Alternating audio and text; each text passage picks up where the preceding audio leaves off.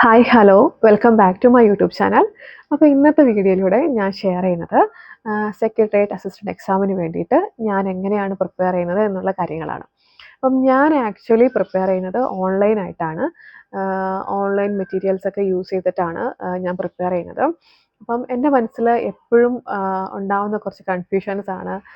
മറ്റുള്ളവർ എങ്ങനെയായിരിക്കും പ്രിപ്പയർ ചെയ്യുന്നത്, അല്ലെങ്കിൽ ഈ സെയിം എക്സാമിന് വേണ്ടി പ്രിപ്പയർ ചെയ്യുന്ന അവരെന്ത് മെറ്റീരിയൽസ് ആയിരിക്കും യൂസ് ചെയ്യുന്നത്, ഞാൻ പ്രിപ്പയർ ചെയ്യുന്ന അല്ലെങ്കിൽ ഞാൻ ഫോളോ ചെയ്യുന്ന സ്ട്രാറ്റജി ആയിരിക്കുമോ അവർ ഫോളോ ചെയ്യുന്നത്, അങ്ങനെയൊക്കെ അറിയാൻ എനിക്ക് എപ്പോഴും ഭയങ്കര ക്യൂരിയസ് ആണ്. ഞാൻ പഠിച്ചുകൊണ്ടിരിക്കുമ്പോഴൊക്കെ ഞാൻ ചിന്തിക്കുന്ന ഒരു കാര്യമാണ് അത്. അപ്പോൾ ഞാൻ വിചാരിച്ചു, എന്നെപ്പോലെ ചിന്തിക്കുന്ന ഒരുപാട് പേരുണ്ടായിരിക്കും അല്ലേ? തീർച്ചയായിട്ടും നമ്മൾക്ക് മറ്റുള്ളവർ ഫോളോ ചെയ്യുന്നത് എങ്ങനെയാണെന്ന് അറിയാനായിട്ട് ഇൻട്രസ്റ്റ് ഉണ്ടാവും. കാരണം നമ്മൾ ഒരേ എക്സാമിന് വേണ്ടി പ്രിപ്പയർ ചെയ്യുന്നവരാണല്ലോ. അപ്പം എൻ്റെ ഞാൻ എങ്ങനെയാണ് ഫോളോ ചെയ്യുന്നതെന്ന് ഞാനിതിലൂടെ ഷെയർ ചെയ്യാം. അപ്പം നിങ്ങൾ ഇൻട്രസ്റ്റഡ് ആണെങ്കിൽ നിങ്ങൾ എങ്ങനെയാണ് ഫോളോ ചെയ്യുന്നുള്ള കാര്യങ്ങളൊക്കെ നിങ്ങൾ കമൻറ്റ് ബോക്സിൽ പറയണം. എന്തൊക്കെ മെറ്റീരിയൽസാണ് യൂസ് ചെയ്യുന്നത്, അല്ലെങ്കിൽ ഏത് മെത്തേഡാണ് നിങ്ങൾ ഫോളോ ചെയ്യുന്നത് എന്ന കാര്യങ്ങളൊക്കെ നിങ്ങൾ ഷെയർ ചെയ്യണം. തീർച്ചയായിട്ടും അത് അറിയാനായിട്ട് എനിക്ക് ആഗ്രഹമുണ്ട്. അപ്പം എൻ്റെ കാര്യങ്ങൾ ഞാൻ പറയാം. അപ്പം നമുക്കറിയാലോ, പ്രിലിംസും മെയിൻസും ഉണ്ട്. അപ്പോൾ ഇതിൽ പ്രിലിംസ് ഞാനിപ്പം ഞാൻ ഫസ്റ്റ് തന്നെ തീരുമാനിച്ചൊരു കാര്യമാണ്, പ്രിലിംസ് എക്സാമിന് അതിൻ്റെ സിലബസ് തീർച്ചയായിട്ടും കംപ്ലീറ്റ് ചെയ്യും എന്നുള്ളൊരു കാര്യം. സിലബസ് കംപ്ലീഷൻ മസ്റ്റായിട്ട് വെച്ചിരിക്കുന്ന ഒരു കാര്യമാണ്. അതേപോലെ തന്നെ പ്രിലിംസിന് വേണ്ടി മാത്രമാണ് ഞാനിപ്പോൾ ഫോക്കസ് ചെയ്യുന്നത്. മെയിൻസ് സെക്കൻഡ് സ്റ്റെപ്പാണ് അല്ലേ? പ്രിലിംസ് കിട്ടിയാൽ മാത്രമേ മെയിൻസ് നമുക്ക് അറ്റൻഡ് ചെയ്യാൻ പറ്റത്തുള്ളൂ. അപ്പോൾ പ്രിലിംസ് മാത്രമാണ് ഞാൻ ഫോക്കസ് ചെയ്യുന്നത്. അപ്പോൾ പ്രിലിംസ് അങ്ങനെ ഫോക്കസ് ചെയ്യുന്നത് കൊണ്ട് തന്നെ നമുക്ക് ബെനിഫിറ്റ് ഉണ്ട്. മെയിൻസിലേക്ക് നമുക്ക് തീർച്ചയായിട്ടും ബെനിഫിറ്റ് ഉണ്ട്. കാരണം നമുക്കറിയാം, മെയിൻസിൻ്റെ പേപ്പർ 1ഉം പ്രിലിംസും ഏകദേശം ഒരേ സിലബസ് തന്നെയാണ്. മാർക്ക് ഡിസ്ട്രിബ്യൂഷനിൽ വ്യത്യാസമുണ്ട്. പിന്നെ കുറച്ച് സയൻസിൻ്റെ ടോപ്പിക്സ് കുറച്ച് അഡീഷൻ ആയിട്ട് മെയിൻസിൽ വരുന്നുണ്ട്. അത്രയും വ്യത്യാസങ്ങളേ ഉള്ളൂ. പിന്നെ ഉള്ളത് പേപ്പർ 2 ആണ്. അപ്പോൾ ഡെഫിനറ്റ്ലി പേപ്പർ 2 അനുസരിച്ചിട്ടായിരിക്കും സെക്രട്ടേറിയറ്റ് അസിസ്റ്റൻ്റ് റിസൾട്ട് വരുന്നത്. അത് നമുക്കറിയാം. പക്ഷേ എന്നിരുന്നാലും ഇപ്പം നമ്മൾ അതിനെപ്പറ്റി ബോധറാവേണ്ട കാര്യമില്ല. ആദ്യം പ്രിലിംസ് കഴിയണമല്ലോ. അപ്പോൾ പ്രിലിംസിലേക്ക് വരുമ്പം ഏറ്റവും കൂടുതൽ മാർക്ക് ഡിസ്ട്രിബ്യൂഷനുള്ള GK ടോപ്പിക്ക് ഹിസ്റ്ററിയാണ് അല്ലേ? ബാക്കിയെല്ലാം 5, 10 മാർക്ക് വെച്ചിട്ടാണ്. പിന്നെ ഉള്ളത് ഇംഗ്ലീഷ്, മാത്സ്, മലയാളം അതാണ്. അപ്പം കറണ്ട് അഫയേഴ്സ് സ്പെസിഫിക് ആയിട്ട് പറയുന്നില്ലെങ്കിലും കറണ്ട് അഫയേഴ്സ് നമ്മൾ മസ്റ്റായിട്ടും ഫോളോ ചെയ്ത് പോകേണ്ട ഒരു കാര്യം തന്നെയാണ്.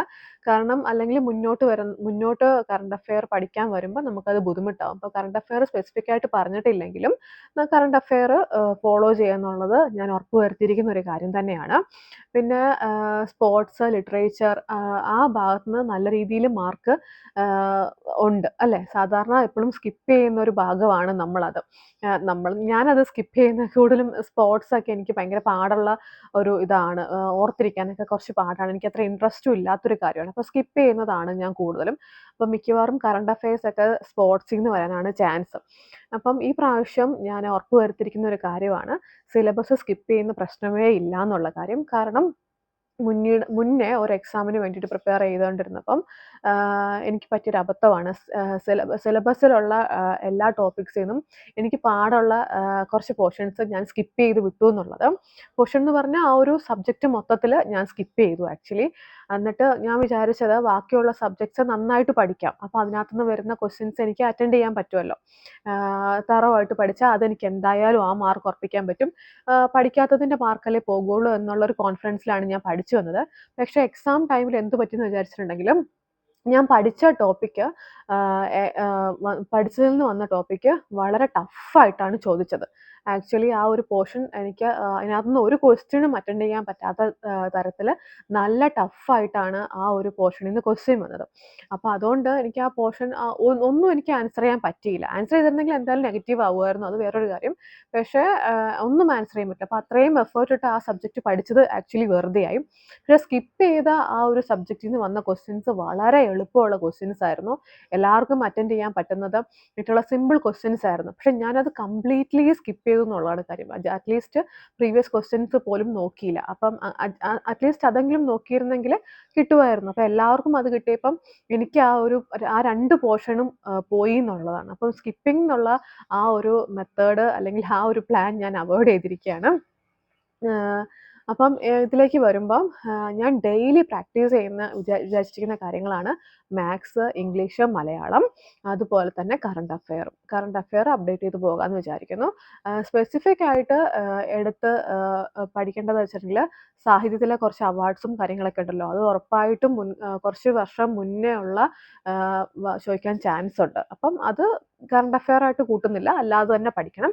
പക്ഷെ കറണ്ട് അഫെയർ ആയിട്ട് സ്പോർട്സിൻ്റെ രീതിയിൽ നല്ല രീതിയിൽ ചോദിക്കാൻ ചാൻസ് ഉണ്ട്. അപ്പോൾ അതൊക്കെ കുറച്ച് ശ്രദ്ധ കൊടുത്ത് പഠിക്കാമെന്ന് തന്നെ വിചാരിക്കുന്നു. അപ്പോൾ current affair, maths, English, Malayalam daily നോക്കി പോകാമെന്ന് വിചാരിക്കുന്നു. അതേപോലെ തന്നെ GK പോർഷൻസ് അതിനോടൊപ്പം തന്നെ പാരലായിട്ട് കൊണ്ടുപോകാമെന്ന് വിചാരിക്കുന്നു. അപ്പോൾ ഇതാണ് എൻ്റെ ഒരു പ്ലാന്. അപ്പം കാരണം നമ്മൾ കറണ്ട് മാത്സിനും ഇംഗ്ലീഷും മലയാളവും നല്ല രീതിയിൽ മാർക്കുണ്ട് അല്ലേ, മാർക്ക് വരുന്നുണ്ട്. അതുപോലെ തന്നെ ഹിസ്റ്ററിക്കും നല്ല രീതിയിൽ മാർക്ക് ഡിസ്ട്രിബ്യൂഷനുണ്ട്. അപ്പം മിഡീവൽ ഇന്ത്യയൊക്കെ ഒട്ടും പഠിക്കാത്ത ഒരു ഏരിയ ആണ് എന്നെ സംബന്ധിച്ച്. വളരെ ചെറിയൊരു ഇത് മാത്രമേ എനിക്ക് അതിനെ പറ്റിയുള്ളൂ. എനിക്ക് ഒട്ടും താല്പര്യമില്ലാത്തൊരു കാര്യമാണ്. പക്ഷെ അതിൽ നിന്നൊക്കെ ഉറപ്പായിട്ടും ക്വസ്റ്റ്യൻസ് വരും. നല്ല രീതിയിൽ മാർക്ക് ഡിസ്ട്രിബ്യൂഷനും ഉണ്ട്. അപ്പം നല്ല രീതിയിൽ ഹിസ്റ്ററിയും ഫോക്കസ് ചെയ്യാമെന്ന് വിചാരിക്കുന്നു. പിന്നെ ബാക്കിയുള്ള സബ്ജക്ട്സൊക്കെ നമ്മൾ എപ്പോഴും പഠിച്ചിട്ടുള്ളത് തന്നെയാണ്. പക്ഷെ ക്വസ്റ്റ്യൻസ് ഏതെങ്കിലും ഒരു GK പോർഷൻ ഉറപ്പായിട്ടും ടഫാക്കാനുള്ള ചാൻസ് ഉണ്ട്. അപ്പം മാക്സിമം അതിനകത്തുനിന്ന് നല്ല രീതിയിൽ തന്നെ പഠിക്കാമെന്ന് വിചാരിക്കുന്നു. ഇപ്പോൾ പ്രിലിംസ് പഠിക്കുന്നതിന് വേണ്ടിയിട്ട് ഞാൻ പ്രത്യേകിച്ച് ഒരു റാങ്ക് ഫയലും ഒന്നും വാങ്ങുന്നില്ല. മെയിൻസിൻ്റെ സമയമാകുമ്പോഴത്തേക്ക് മാത്രമേ സെക്രട്ടേറിയറ്റ് അസിസ്റ്റൻറ്റിന് വേണ്ടിയിട്ട് റാങ്ക് ഫയൽ വാങ്ങുന്നുള്ളൂ. കാരണം പേപ്പർ 2ൻ്റെ കാര്യങ്ങളൊന്നും ഡീറ്റെയിൽ ആയിട്ട് എൻ്റെ അടുത്തില്ല, മെറ്റീരിയൽസ് ഇല്ല. അപ്പോൾ അതുകൊണ്ട് തന്നെ പേപ്പർ 1ൻ്റെ നമുക്ക് അറിയാമല്ലോ, അത് നമ്മുടെ അടുത്തുണ്ട്. ഡിഗ്രീൻ്റെ ഇതിലൊക്കെ ഉണ്ട്, പിന്നെ PDF ഒക്കെ ഉണ്ട്. അപ്പം പ്രിലിംസിന് വേണ്ടിയിട്ട് റാങ്ക് ഫയൽ ഒന്നും വാങ്ങുന്നില്ല. ഈ ഉള്ള റാങ്ക് ഫയൽ വെച്ചിട്ട് തന്നെ മാക്സിമം അതിനകത്ത് തന്നെ പഠിക്കാമെന്നാണ് വിചാരിക്കുന്നത്. അപ്പം ഇത്രയൊക്കെയാണ് എൻ്റെ വിശേഷങ്ങൾ. അപ്പം എല്ലാവരും നല്ല രീതിയിൽ പഠിക്കണമെന്ന് വിചാരിക്കുന്നു. അപ്പം നിങ്ങൾ എങ്ങനെയാണ് ഫോളോ ചെയ്യുന്നത് അറിയാൻ എനിക്ക് നല്ല രീതിയിൽ ആഗ്രഹമുണ്ട്. അപ്പം നിങ്ങൾ ഇൻട്രസ്റ്റഡ് ആണെങ്കിൽ തീർച്ചയായിട്ടും കമൻറ്റ് ബോക്സിൽ പറയണം. അതുപോലെ എന്തെങ്കിലും ടിപ്സ് നിങ്ങൾക്ക് ഉണ്ടെങ്കിൽ, അല്ലെങ്കിൽ നിങ്ങളുടെ സജഷൻസ് എന്തെങ്കിലും ഉണ്ടെങ്കിൽ അതൊക്കെ നിങ്ങൾ കമൻറ്റ് ബോക്സിൽ പറയണം. അപ്പം ഇന്നത്തെ വീഡിയോ ഇത്രയേ ഉള്ളൂ. നിങ്ങൾക്ക് ഇഷ്ടമാവുകയാണെങ്കിൽ സബ്സ്ക്രൈബ് ചെയ്യാൻ മറക്കരുത്. അപ്പോൾ വേറൊരു വീഡിയോയിലൂടെ നമുക്ക് വീണ്ടും കാണാം. അതുവരേക്കും ടേക്ക് കെയർ, ബൈ.